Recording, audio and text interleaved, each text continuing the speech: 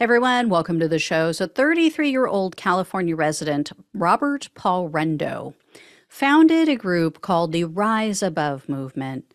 And that sounds really nice, doesn't it? Sounds like let's all rise above. Let's all sing kumbaya, link arms and just get together with our neighbors and be loving and peaceful and take care of thy neighbor.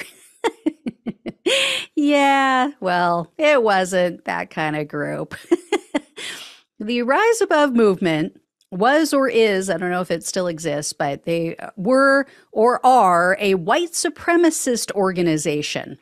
In fact, the group describes itself as a, quote, combat ready militant group of a new nationalist white supremacy and identity movement. And prosecutors describe the members of this group as serial rioters. And it said in an article that they have an anti-Semitic racist ideology, and they train to engage in acts of violence against those with a contrary point of view. So I'm not sure exactly what it was that they were supposedly rising above, but it didn't work. Anyway, Rundo was just extradited back to the U.S. from Romania to face charges for instigating and participating in violence at, wait for it, Trump rallies. I know you're all shocked.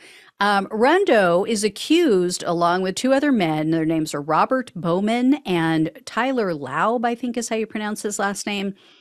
They're accused of attacking people at Southern California rallies in 2017, or California rallies, I should say, because it was more than just Southern area.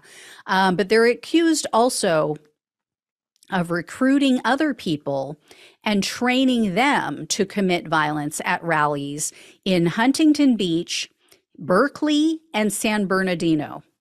And according to the Orange County Register, these three, quote, are accused of violently confronting people at a rally in Berkeley. And Rundo is further accused of being involved with a San Bernardino anti-Islamic law rally in 2017 that included violence and acts of vandalism. The Register goes on to say that other members of this group have already been convicted, including 4 men who took part in the 2017 Unite the Right rally, the one in Charlottesville where Heather Heyer was killed, where there was massive violence. So great group of guys, huh? But tell me again about Antifa and BLM. Yeah, at least they're not out fighting just because they don't like the color of people's skin. They're not, snowflakes, I guess. And as with the January 6 defendants, these 3 stable geniuses shared videos of their violent acts on social media. They used it as a recruiting tool. And so they've each been charged with crimes under something called the Anti-Riot Act. It was written in 1968. A district court judge initially threw out the charges. That judge said that the act is too broad, it infringes on people's free speech rights.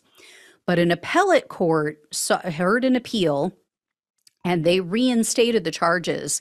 And they ruled that although, yes, freedom of speech and assembly is vital, it's enshrined into the Constitution, quote, it would be cavalier to assert that the government and its citizens cannot act, but must sit quietly and wait until they are actually physically injured or have had their property destroyed by those who are trying to perpetrate or cause the perpetration of those violent outrages against them. Of course, the government cannot act to avert a perceived danger too soon, but it can act before it is too late. So it looks like these 3 have entered the find out phase of their adventure. So I will keep an eye on this case. Of course, I will let you all know as it progresses and what eventually happens with these 3. Hopefully they'll be joining their friends. And I should mention, no news publication had any idea why this guy was in Romania. Just don't know. I mean, I don't know if he went there looking for, Andrew Tate, who I would imagine is probably one of his heroes in the world. Um, I don't know that for sure, but I'm just saying based on the character of what is allegedly this man's character, it would seem that he would be an Andrew Tate fan. That's all. I'm just saying. All right, guys, I'll let you know. Thank you so much for watching and listening. Please like, please share, please subscribe if you have not already. Please donate if you can. Love you all. Take care, and I'll talk with you soon.